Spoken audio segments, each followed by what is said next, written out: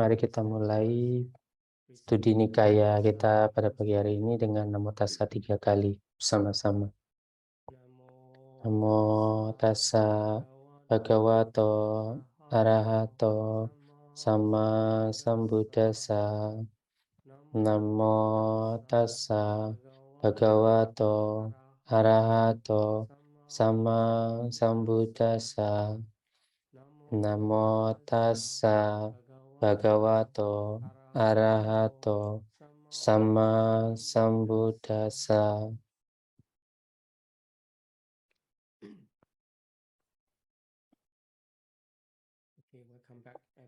Ya, selamat datang semuanya di dalam studi mendalam Pali Nikaya. Hari ini kita sudah di bagian 12 ya, Tiga Nikaya Sutta kelima bagian kedua. Di kelas sebelumnya kita sudah membahas bagian pertama dari Tiga Nikaya nomor 5 Kutadanta Sutta. Ini tentang pengorbanan tanpa darah. Pada awal, Brahmana Kutadanta memiliki gagasan untuk melakukan pengorbanan, tetapi pengorbanannya yang berdarah, ya, bukan yang tanpa darah.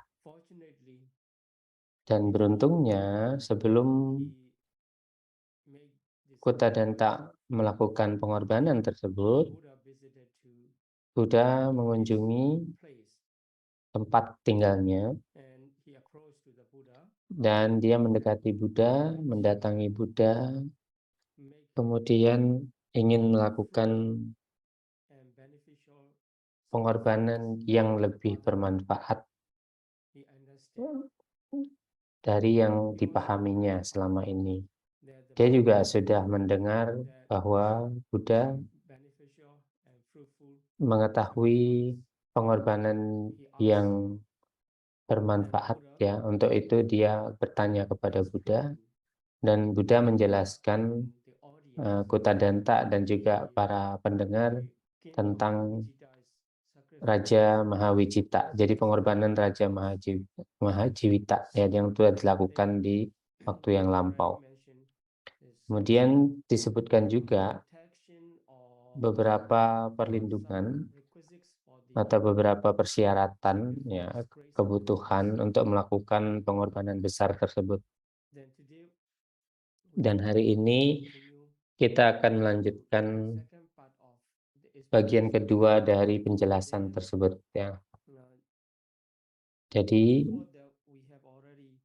sebelumnya kita sudah belajar tentang penjelasan Buddha untuk pengorbanan tanpa darah, ya. 4 syarat untuk melakukan pengorbanan tersebut, ya. Jadi ada 4 kelompok, 8 kualitas dari raja, 4 kualitas dari petapa Brahmana. Setelah itu 3 sisanya, ya, untuk tidak menuntun pada penyesalan. Kemudian bagaimana cara menjaga perilaku ketika donatur berhadapan dengan penerima yang datang dari kelas yang berbeda, kasta yang berbeda, ya. Melalui instruksi tersebut, instruksi dari petapa Brahmana, Raja Mahawijita melakukan pengorbanan. Dan sekarang dalam Pali Kanon, Buddha menjelaskan ada 16 alasan dari pengorbanan agung, ya. Ini adalah pengulangan. Hal yang pertama adalah bicara tentang 4 kelompok dari pengikut, ya, atau peserta dari raja tersebut. Jadi jika pengorbanan benar-benar dilakukan, ya, beberapa orang mungkin mengatakan, ya, dari berbagai arah, ya, bisa juga mengkritik, ya, atau mencela pengorbanan tersebut. Jadi mungkin ya, walaupun raja melakukan pengorbanan agung, kita tidak bisa berharap semua orang akan mengapresiasi atau mengikutinya, karena ini sudah menjadi sifat dari manusia. Ya. Jadi bagaimanapun kita melakukannya, masih bisa mendapatkan orang-orang yang berlawanan dengan pandangan kita. Ya. Oleh karena itu, kita harus memastikan dengan mengikuti hal-hal, ya,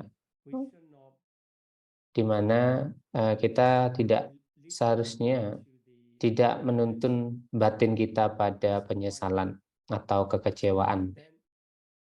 Kemudian di sini petapa atau pendeta Brahmana, ya, sudah mengingatkan tentang 16 alasan, ya, karena sebelum itu dia sudah memberikan atau menjelaskan 16 alasan ini. Tapi dia sekarang ingin menjelaskan, ya, memperjelas. Jadi ketika pengorbanan itu akan dilakukan, seseorang mungkin masih ingin berkata, oh, Raja Mahawijipta melakukan pengorbanan besar, tapi dia tidak memberitahukan kepada para Khattiya, ya, pengikut dari raja, dari kota dan negara. Ya. Dengan cara seperti ini mereka bisa mengkritik pengorbanan itu. Atau terkadang beberapa orang mengkritik, oh, dia tidak memberitahukan para penasehat maupun para konsultan dari negara tersebut, ya, atau yang paling Brahmana yang paling berpengaruh, kemudian para perumah tangga kaya di kerajaannya. Dengan cara ini mereka mungkin bisa mengkritiknya. Tapi karena raja sudah menginformasikan dan juga mengundang para penasehat, konsultan dari Khattiya, ya, kemudian Brahmana, rumah tangga yang kaya. Oleh karena itu, kata-kata seperti itu tidak sesuai dengan kebenaran atau dhamma. Ya. Jadi dalam hal ini kita bisa mempelajari bahwa bahkan jika kita melakukan sesuatu dengan cara yang benar, masih beberapa orang memberikan pandangan yang berbeda atau kritikannya, ya. Tapi kita harus memeriksa dalam konteks itu yang mereka katakan apakah sesuai dengan dhamma atau tidak. Jika kritik mereka tidak sesuai dengan dhamma, tidak datang dari dhamma yang sesuai, maka kita tidak perlu memperhatikannya.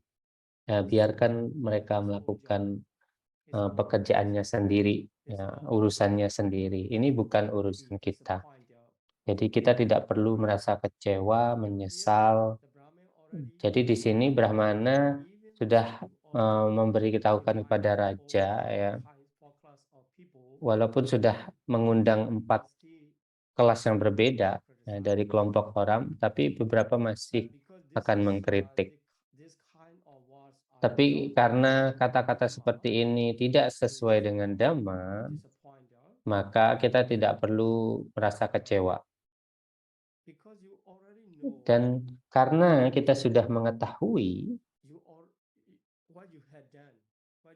apa yang kita lakukan, ya, telah mengundang mereka, oleh karena itu kita hanya perlu memperhatikan kata-kata yang datang sesuai dengan dhamma, ya, dan kita sudah melakukan yang telah dilakukan sesuai dengan dhamma. Oleh karena itu, pengorbanan itu akan berhasil. Dan dalam kasus itu, kita bisa bersukacita karenanya. Jadi, kita tidak boleh membiarkan kata-katanya menghancurkan pengorbanan kita. Ini adalah nasihat dari Brahmana, ya, atau instruksi dari Brahmana. untuk melindungi batin dari raja. Kemudian dari nomor 5 sampai 12 tentang kualitas dari raja. Jadi beberapa mungkin berkata Raja Mahawijita, walaupun dia mencoba untuk melakukan pengorbanan agung, tetapi dia tidak bukan seseorang yang terlahir dengan baik, ya, hubungannya dengan 6 kualitas dari Raja Mahawijita. Masih beberapa berbicara tentang hal yang salah, ya. Tetapi karena kata-kata mereka tidak benar, ya, mereka sudah mengetahui bahwa raja memiliki kualitas tersebut. Oleh karena itu Brahmana mengingatkan Raja Mahawijita, ya, Anda sudah terlahir dengan baik, maka tidak perlu memperhatikan kata-kata yang tidak sesuai dengan dhamma tersebut. Lakukanlah apa yang harus kamu lakukan dan pastikan pengorbanan ini berhasil dan bersukacita karenanya. Oleh karena itu, hatimu akan menjadi tenang di dalam, ya. Karena raja sudah mengetahui apa yang harus dilakukan, kualitas apa yang harus dimiliki. Jadi dengan cara seperti ini, dia mengulangi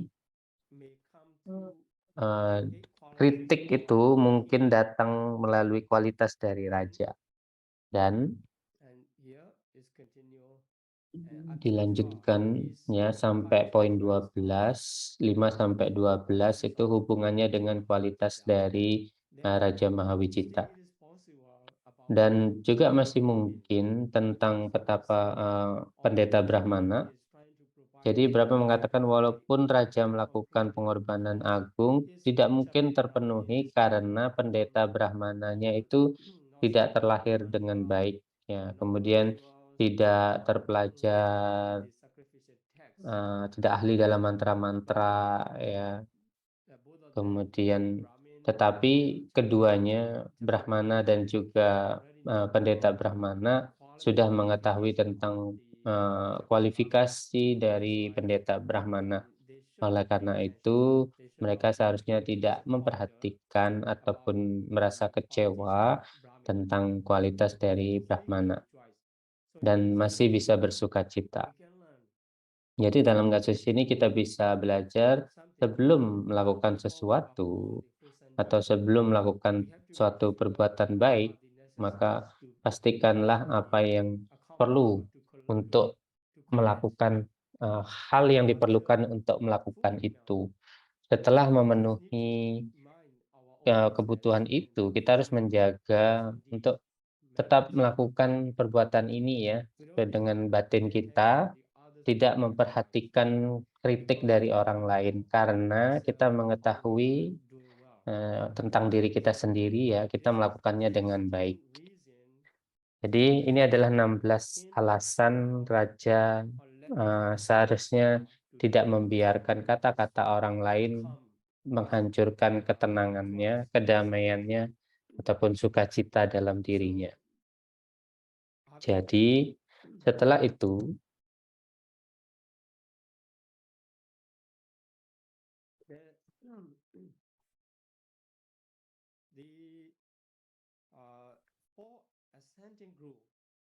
empat kelompok yang menyetujui, ya, kita sudah mengetahui itu para Katiya, ya, kemudian penasehat, kemudian Brahmana yang berpengaruh, ya. Jadi tentang 8 kualitas dari Raja Mahawijita, 4 kualitas dari pendeta, ya, 3 cara, kemudian 16 cara untuk keberhasilan dari pengorbanan. Ya, ini untuk pengorbanan agung yang dilakukan oleh Raja Mahawijita. Jadi kita sudah punya jawaban tentang pertanyaan dari petapa Brahmana Kutadanta, ya. Kemudian Buddha melanjutkan penjelasan tentang pengorbanan besar, pengorbanan agung ini, ya. Jadi berdasarkan pada instruksi dari pendeta Brahmana, Raja Mahawijita melakukan pengorbanan agung. Jadi dalam pengorbanan ini tidak ada sapi jantan ataupun kambing ya, tidak ada binatang apapun yang disembelih ya, tidak ada binatang yang dibunuh dan juga tidak ada pohon yang ditebang ya, untuk kebutuhan kurban. Dalam pengorbanan Kutadanta sudah awalnya dia menyediakan apa namanya itu, tujuan dari pengorbanan itu menyebutkan tentang donatur ya. Tapi di bawah instruksi dari pendeta Brahmana ini berbeda ya. Jadi pengorbanan agung tidak menyebutkan tentang siapa yang melakukan pengorbanan ini ya, tidak penting itu. Dan juga tidak ada rumput yang dihancurkan ya. Jadi ya, ini hubungannya untuk dekorasinya ya, tentang tempat pengorbanan. Jadi tidak perlu juga untuk melakukan pengorbanan agung di bawah instruksi dari orang yang bijaksana. Nah, ini adalah ciri-ciri atau tanda-tanda dari pengorbanan yang besar, berbeda dengan yang biasa dilakukan oleh para Brahmana. Kemudian juga tidak seperti pengorbanan yang lainnya atau upacara pengorbanan yang lainnya, di bawah instruksi dari pendeta Brahmana, para pekerja ya, budak, ya, tidak perlu melakukan tugas mereka dengan rasa takut ya, ataupun karena ancaman atau sambil menangis ya. Tidak perlu untuk menjadi takut ya terhadap orang lain karena mereka hanya melakukan yang mereka ingin lakukan. Artinya peserta atau orang-orang itu secara sukarela ya, secara senang, sukaria memberikan pelayanannya. Jadi ini juga ciri-ciri dari pengorbanan agung. Ya. Jika kita melakukan upacara yang besar ya dengan peserta yang besar ya, kita harus melakukan banyak hal. Kemudian para penasehat itu menginstruksikan orang apa yang harus dilakukan. Tetapi di sini melalui bimbingan dari pendeta Brahmana, seorang bijaksana, mereka bisa mengatur dengan baik ya, tanpa mengancam para pekerja ataupun budak di situ ya. Dan berdasar karena itu juga mereka jadi senang untuk memberikan pelayanannya ya, untuk membantu pengorbanan agung itu. Kemudian pengorbanan agung itu barang-barang yang didonasikan itu ya daging, minyak, mentega, dadih, madu, molase ya. Tidak ada unsur pembunuhan ya. Jadi pengorbanan ini disediakan untuk dipersembahkan ya. Ini adalah pengorbanan yang spesial. Kemudian disebutkan juga di pagi hari raja menyediakan makanan bagi para tamu ya atau peserta, dan malam harinya menyediakan pakaian, bunga ya, wangi-wangian ya. Dan kemudian barang-barang untuk donasi menyediakan dengan bahagia, dengan damai. Ya, ini adalah pengorbanan agung ini tidak sama dengan yang telah disediakan oleh Brahmana Kutadanta untuk melakukan pengorbanan. Kemudian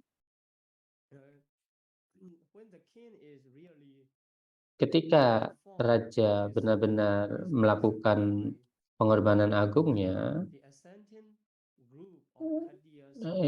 kelompok yang menyetujui ya, para khatia, kemudian menteri, konsultan, rumah tangga, mereka juga ingin mengikuti pengorbanan raja ya, untuk mendukung atau menyokong pengorbanan itu karena raja kita melakukan pengorbanan agung seperti itu. Kemudian dia mengumpulkan barang-barang ya kekayaan ataupun harta ya ataupun hadiah ya. Kemudian datang ke Raja Mahawijita ya dan mengatakan kita sudah membawa kekayaan atau barang-barang seperti ini ya untuk menjadi bagian dari pengorbanan, untuk kesuksesan dari upacara pengorbanan. Ya, ini tidak secara terpaksa, tetapi sukarela melakukannya, ya, mengikuti acara tersebut. Kemudian Raja juga mengatakan, walaupun 4 kelompok yang telah menyokong tadi datang dan memberikan hadiah kepada Raja, Raja mengatakan, saya sudah menyediakan cukup untuk upacara pengorbanan ini. Ya, ya. Jadi saya memiliki harta-harta benda yang didapatkan dengan cara yang benar, ya sudah cukup. Jadi kamu juga bisa menjadi penerimanya. Saya juga akan berdana kepadamu. Jadi raja menolak hadiah dari mereka ya. Ketika raja menolak, 4 kelompok penyokong tadi berdiskusi ya, apa yang harus kita lakukan? Kita sudah mengumpulkan, kemudian raja menolak hadiah kita, tetapi jika kita membawa hadiah ini kembali ke rumah, ini bukan cara yang benar ya, karena barang ini sudah ditujukan untuk menjadi bagian dari pengorbanan raja. Mari ikuti apa namanya itu, jadikan raja sebagai contoh ya. Jadi karena raja melakukan pengorbanan, dia mengambil raja sebagai contoh ya. Ya. Kemudian dengan cara yang sama mereka mengikuti apa yang dilakukan oleh raja ya.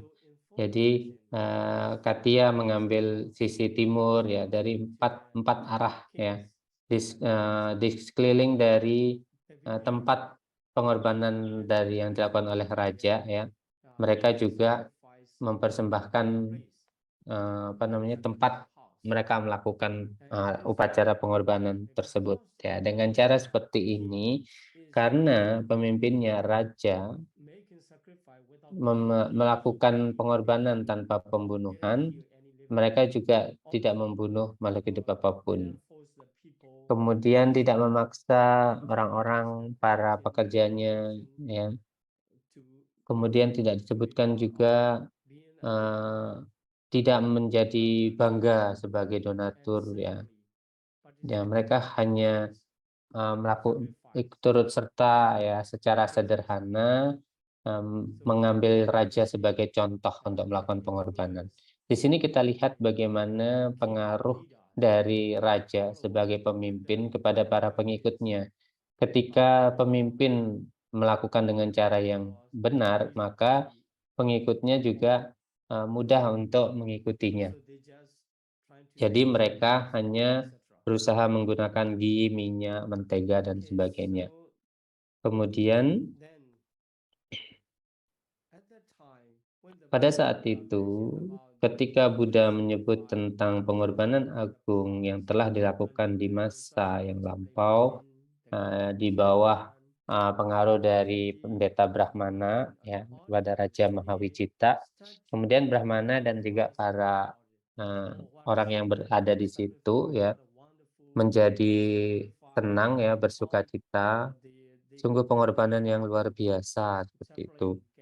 Jadi bagaimana pendeta Brahmana bisa menginstruksikan dengan cara seperti itu, mereka sangat mengapresiasi hal tersebut. Tetapi Kutadanta duduk dalam keheningan ya, hanya diam saja. Dan dalam kasus itu Brahmana mengkomplain ya, kenapa walaupun Petapa Gotama itu berkata dengan kata-kata yang indah ya, menakjubkan tentang pengorbanan seperti itu, apa alasannya kamu tidak bisa bersuka cita, bertepuk tangan atas kata-kata tersebut? Apa yang salah dengan? Ada apa denganmu? Pada saat itu yang dijawab oleh Kutadanta, bukan bukan saya tidak bermaksud untuk bersukacita ataupun bertepuk tangan ya. Pengorbanan seperti itu, jika saya tidak melakukannya, eee, seperti kepala saya ini akan terbelah jika aku tidak melakukannya ya.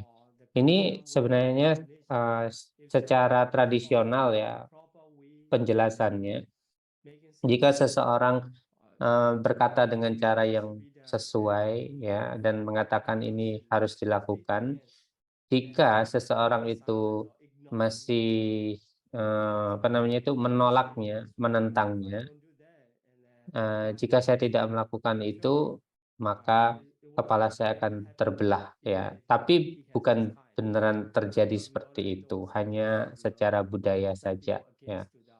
Ya, jadi, kita sudah melihat ada beberapa, orang juga yang menentang ajaran Buddha ya, tapi tidak terjadi kepalanya terbelah seperti itu ya. Hanya ungkapan saja secara tradisional ya. Jadi, bukan bukan hal yang sebenarnya akan terjadi seperti Buddha menggunakan kesaktian gitu, bukan ya. Kemudian apa yang terjadi, Brahmana Kuttadanta berpikir sesuatu ya, menguasai pikirannya, ketika dia memperhatikan kata-kata Buddha dengan baik, Buddha tidak mengatakan, "Saya telah mendengar hal ini, ya, tentang pengorbanan ini atau cerita ini, atau pasti terjadi seperti ini," ya, merujuk kepada suatu imajinasi ya. Buddha tidak mengatakan itu. Oleh karena itu, sadar akan hal itu, jadi Betapa Gautama, apa yang dikatakan oleh Betapa Gautama adalah pada saat itu seperti ini, ya, atau seperti ini pada saat itu. Ya, kemudian menjelaskan secara, detail tentang, kejadian dari pengorbanan agung yang telah dilakukan oleh Raja Mahawicita. Jadi,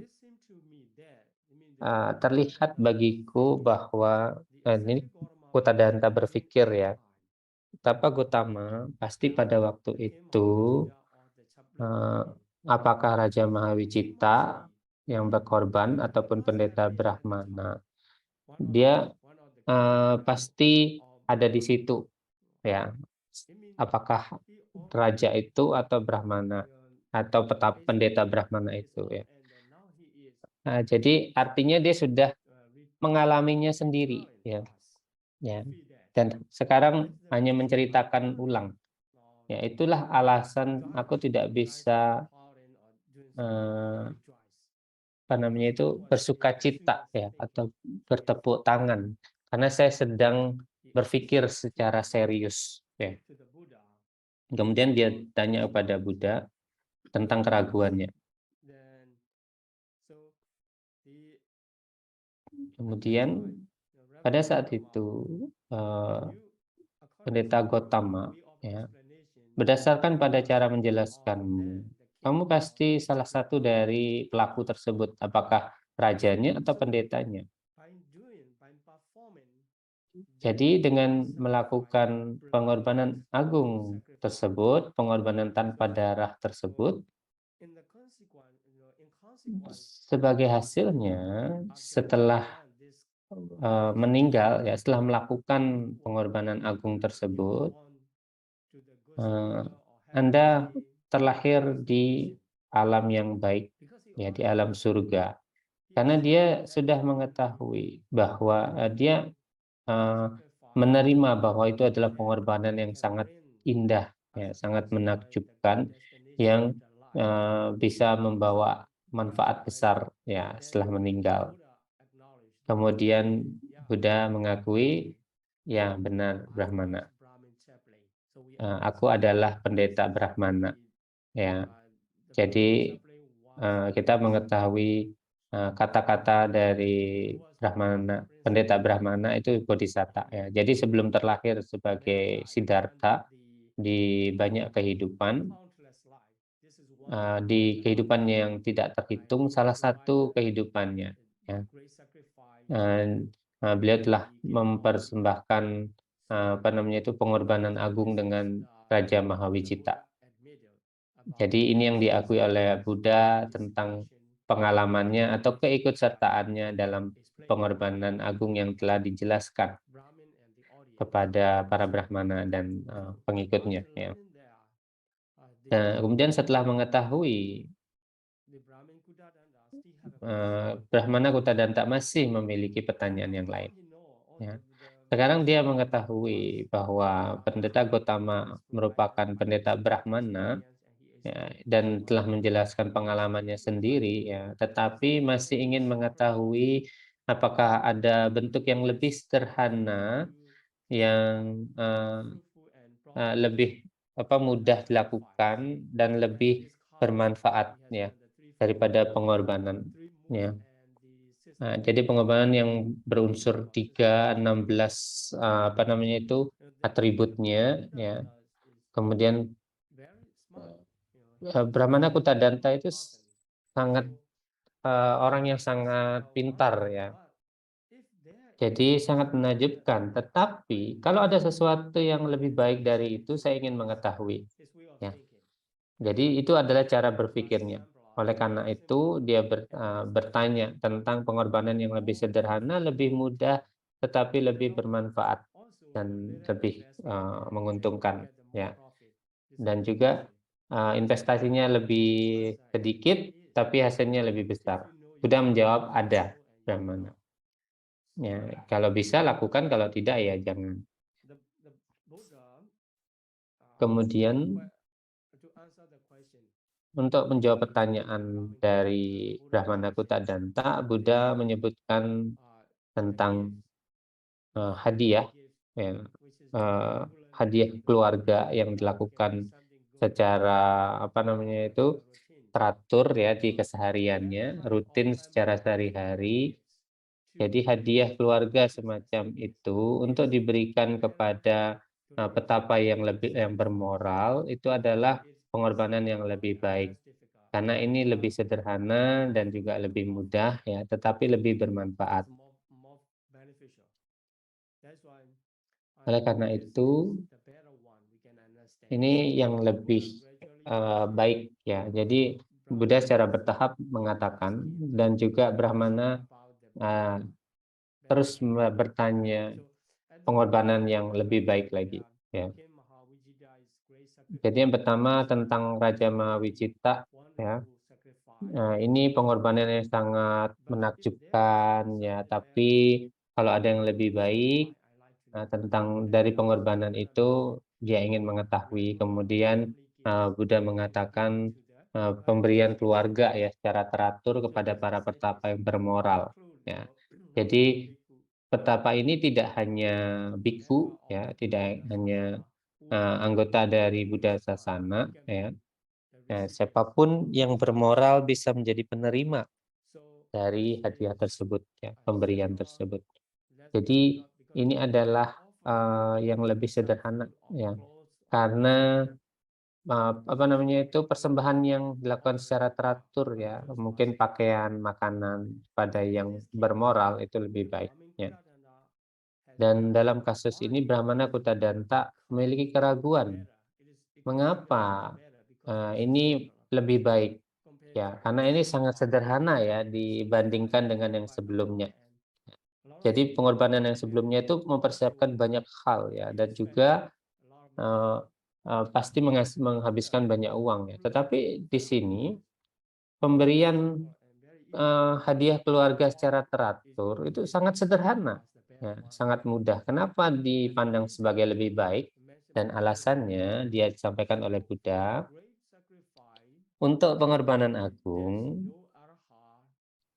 tidak ada arahat ataupun yang telah mencapai arahata maga. Jadi kita apa namanya itu memahaminya makhluk manusia agung, ya, mereka yang telah mencapai kesucian tidak ada, ya. Karena arahat tidak menyukai upacara seperti itu, ya, dalam sifat alaminya tidak menyukainya. Hanya ketika mereka ingin donasi itu menjadi bermanfaat, mereka akan datang. Ya, jika tidak, mereka tidak hadir dalam pengorbanan seperti itu. Ya, karena itu adalah hal yang menyibukkan dan banyak ramai orang ya. Jadi tanya lagi kenapa mereka tidak mengikuti itu? Ya, karena banyak hal yang harus dilakukan. Ya, kemudian mungkin ada beberapa perselisihan. Ya. Oleh karena itulah Arahat tidak ingin menjadi bagian dari pengorbanan seperti itu.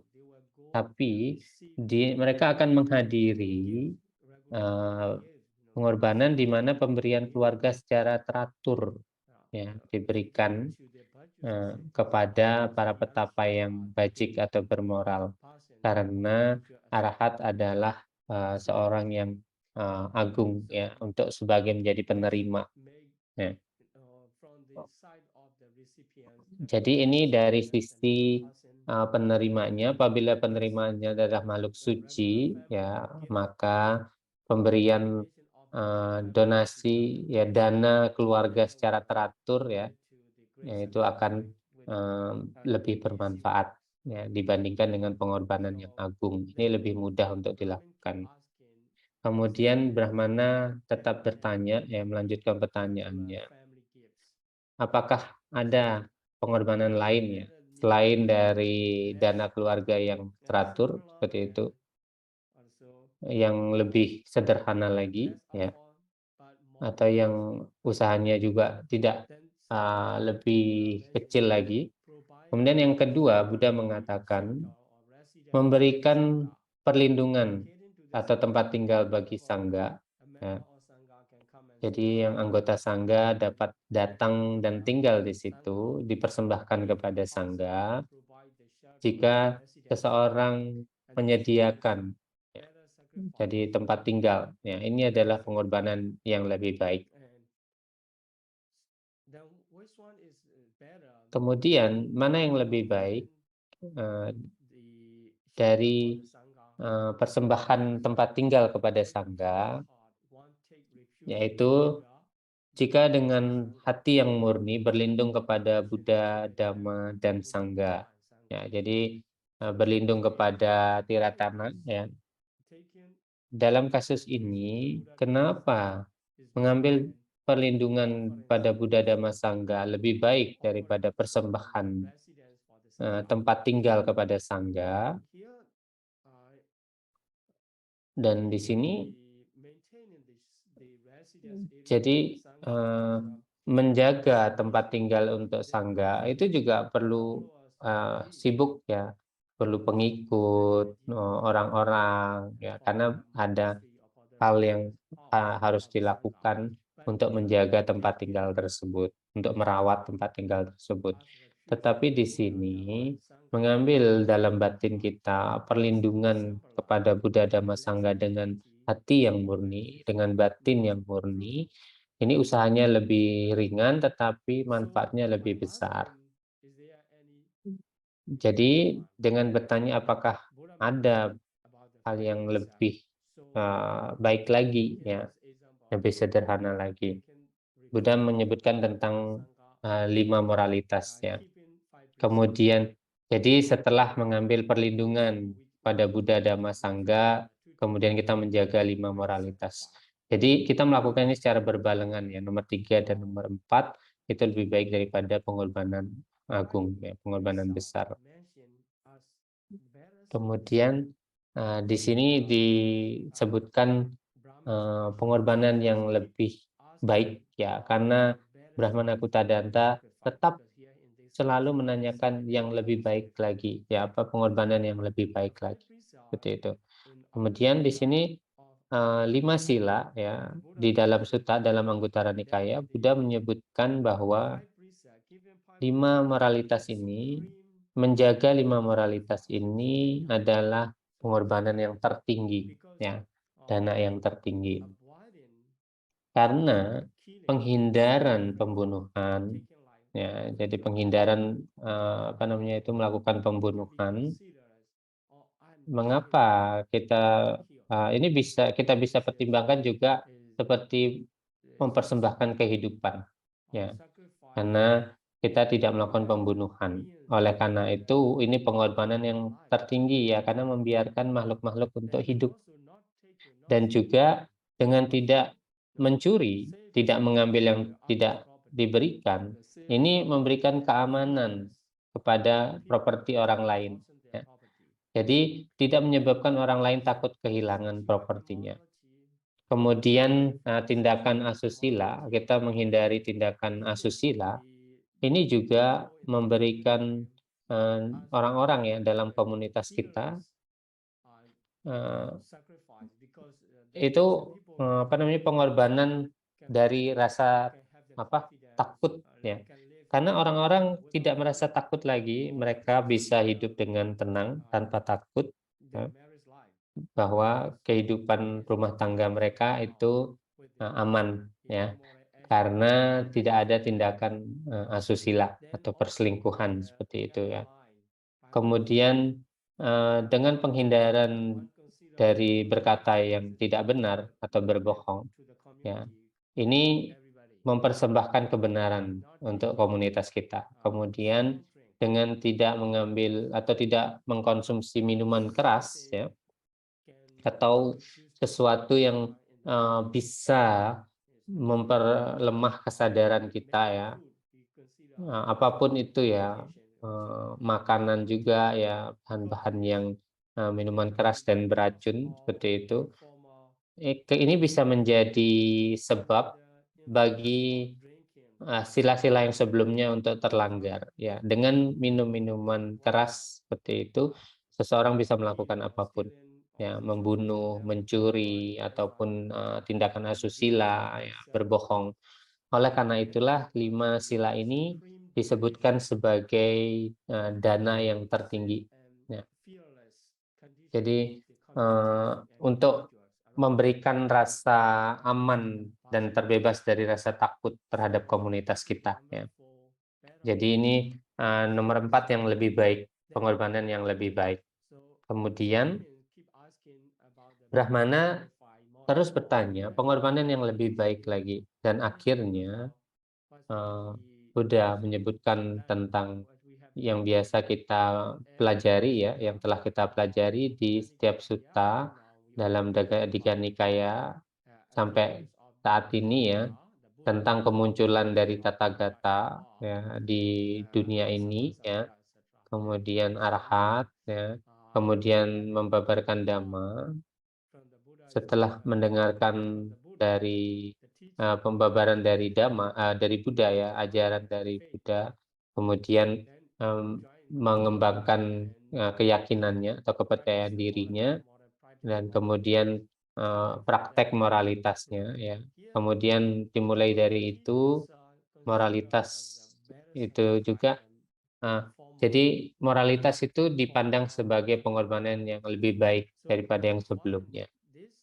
Jadi kenapa moralitas itu bisa meninggalkan atau menghancurkan kotoran batin, ya. Dengan menjaga seseorang dalam latihan moralitasnya, maka dia meninggalkan kotoran-kotoran batin. Ya, dari apa namanya itu kotoran batin supaya tidak melanggarnya, ya. Oleh karena itu, karena kotoran batin itu seseorang melakukan hal yang tidak baik. Tapi dengan praktek moralitas, dia bisa menghancurkannya, kotoran batin yang kasar, jadi level kotoran batin yang kasar setelah dengan menjaga moralitas. Kemudian setelah itu mengembangkan konsentrasi, mencapai jhana. Di sini 5 rintangan batin juga dihancurkan ya. Kemudian dengan praktek meditasi pandangan terang ya, menghancurkan delusi ya, atau kebodohan batin, dan akhirnya mencapai pada lenyapnya seluruh kotoran batin ya.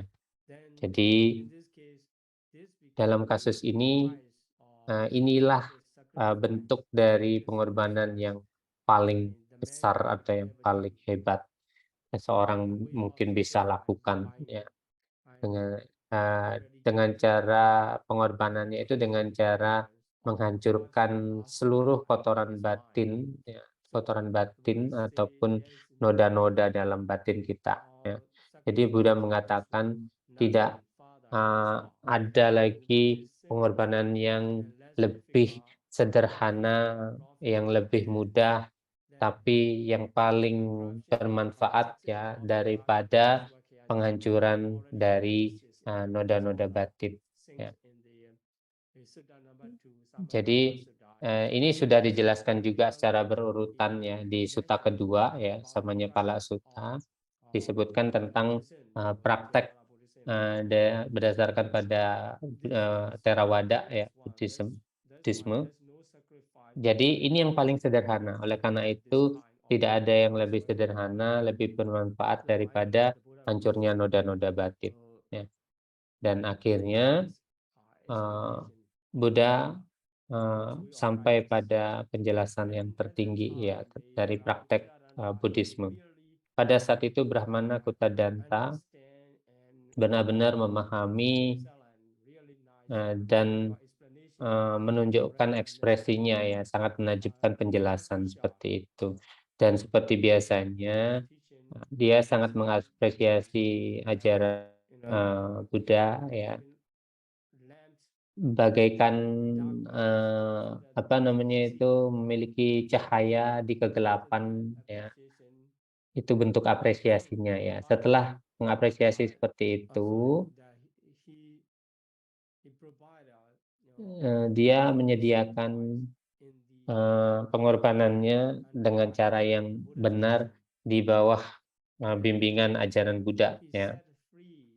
Kemudian dia membebaskan binatang ya, yang telah dipersiapkan yang termasuk dalam teks di pengorbanannya ya, dibebaskan semuanya.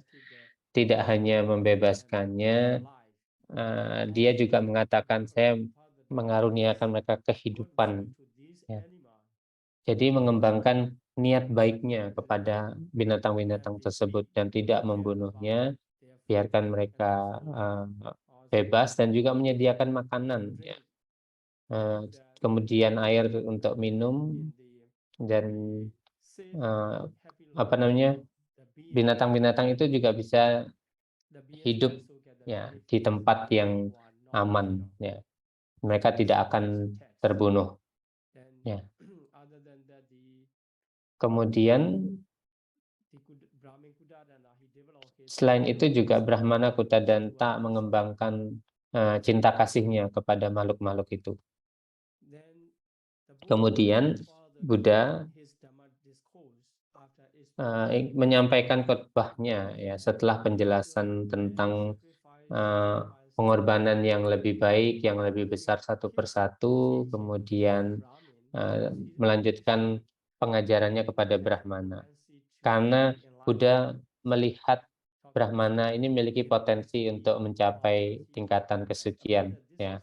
Jadi melanjutkan tentang apa namanya itu khotbahnya secara bertahap tentang dana, sila ya. Kemudian tetap melanjutkan pengajarannya dan dengan mengikuti ajaran bertahap dari Buddha ya, batin dari Kutadanta menjadi semakin jernih ya, terbebas dari rintangan batin, dan ini adalah kondisi yang bagus untuk mencapai pembebasan ya. Dan kemudian Buddha menjelaskan tentang 4 kebenaran mulia ya.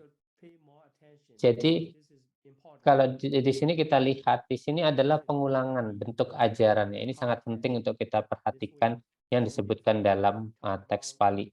Jadi ketika kita bicara tentang sesuatu, seorang apa namanya meminta, ya, kita harus tahu di mana kita memulai ajaran Dhamma kita. Jadi yang pertama adalah tentang kedermawanan. Jadi karena kedermawanan membuat batin seseorang itu tenang. Nah, kemudian kedermawanan itu menjadi sebab ya, bicara tentang moralitas. Kedermawanan dan moralitas menjadi sebab untuk kelahiran di surgawi ya. Dengan cara seperti ini orang-orang bisa berbahagia terhadap ajaran. Kemudian dengan sedikit kemelekatan tentang kehidupan di alam surgawi, kemudian guru seharusnya memberitahukan ya bahaya, walaupun kehidupan itu menyenangkan di alam surgawi, tetapi ini tidak kekal ya. Jadi ada bahaya di situ. Ya, karena kehidupan itu juga tidak kekal, karena kalau kita terlalu bersuka cita, terlalu senang dengan kehidupan yang mewah, maka kita akan melupakan perbuatan baik dan pada akhirnya akan bisa terlahir di alam yang menderita. Ya. Kemudian menjelaskan tentang noda-noda batin, ya, bahaya dari nafsu keinginan, dan setelah itu manfaat dari meninggalkan kehidupan rumah tangga. Jadi untuk membuat batin kita itu untuk meninggalkan nafsu keinginan, ya. Jadi dalam konteks ini batin dari pendengar itu bisa terbebas dari rintangan batin dan merasa sukacita dan juga damai. Ya. Ini adalah kondisi yang dibutuhkan ketika seseorang mendengar ajaran yang esensial ya tentang 4 kebenaran mulia. Ya. Jadi jika kita tidak memiliki syarat awal seperti ini, walaupun kita sering mendengar ya tentang 4 kebenaran mulia, kita tidak akan bisa terbebaskan ya dari batin kita. Mendengarkan 4 kebenaran mulia itu menuju pada pembebasan. Ya. Tetapi karena batin dari Kutadanta itu sudah terbebas dari rintangan batin, kemudian Buddha menjelaskan tentang 4 kebenaran mulia, dan pada akhirnya dia bisa mencapai mata dhamma, ya, karena sudah memenuhi persyaratan awalnya. Kemudian dia menyadari apapun yang telah dilakukan, ya, yang muncul pasti akan padam. Ya, ini adalah pemahaman tentang fenomena alamiah ya sebagaimana adanya. Ya, itu yang disebut sebagai mata dhamma yang tanpa noda. Kemudian seperti biasa dia mengundang Buddha dan Sangha untuk menerima persembahan dana makanan ya untuk besok ya di hari berikutnya. Dan di hari berikutnya Buddha dan Sangha mengunjungi tempat persembahan dari Brahmana Kutadanta ya, persembahan makanan Brahmana Kutadanta. Kemudian Kutadanta menghormat ya, tidak hanya untuk dirinya tetapi untuk keluarganya juga dia mempersembahkan dana makanan kepada Buddha dan Sangha ya. Kemudian akhirnya Buddha pergi dari tempat tersebut ya. Dari sini kita bisa menyimpulkan bahwa Brahmana Kutadanta pada awalnya dia menyediakan pengorbanan besar yang dirasa itu pengorbanan besar tapi cara yang salah ya. Kemudian dengan kedatangan Buddha dia mengetahui bagaimana cara membuat pengorbanan besar sesuai dengan ajaran Dhamma ya. Kemudian memperhatikan dan mengikutinya. Kemudian dia memiliki pertanyaan untuk mengetahui pengorbanan yang lebih baik, cara berkorban yang lebih baik. Kemudian dia menanyakan pertanyaan itu, kemudian Buddha menjawab tentang pengorbanan yang lebih besar satu persatu. Ya. Dan pada akhirnya dia mendengarkan Buddha dan bisa mencapai mata dhamma. Ya, merujuk kepada pencapaian tingkatan kesucian. Nah, kemudian setelah itu dia bisa